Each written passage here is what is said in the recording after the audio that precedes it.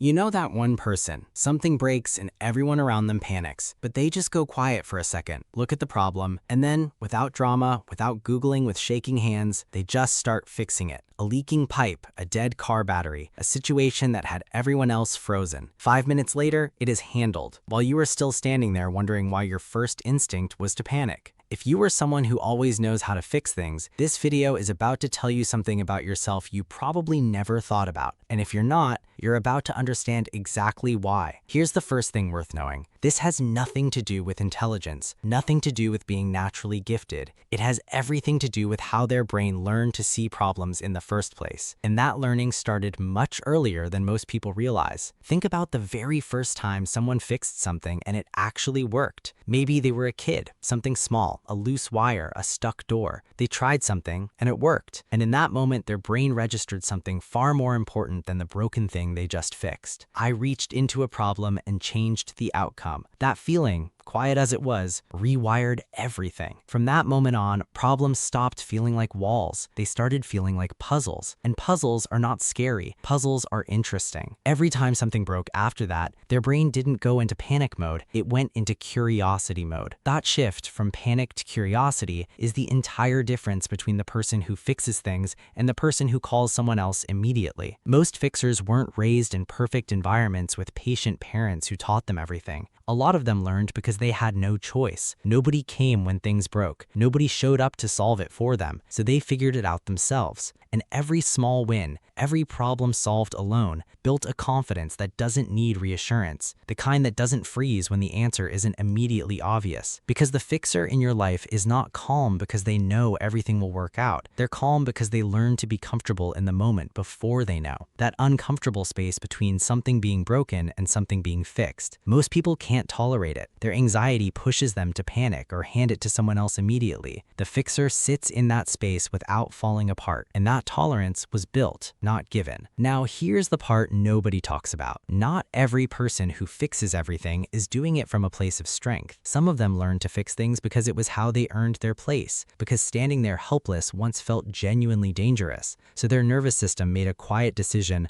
I will never be helpless again. And now they can't stop. They hover, they offer help nobody asked for, because an unfixed thing out there feels like an unfixed thing inside them. That's not a superpower, that's a survival response wearing a superpower costume. But then there's the other kind, the one who fixes things purely because broken things genuinely fascinate them. The gap between something not working and something working is one of the most interesting places in the world to them. They'll pull apart something they already fixed just to understand it better. These are the people who fell in love with figuring things out, not the outcome, the process, the moment of understanding. If you're someone who fixes everything, you built that through small moments, through showing up when things broke and refusing to look away. And if you're someone who always hands it to someone else, that's not a character flaw, that's just a pattern. And patterns are actually the easiest things to fix once you understand where they came from. Subscribe if this made you think, because the next video goes even deeper into the everyday patterns that reveal far more about who you are than you ever intended to show.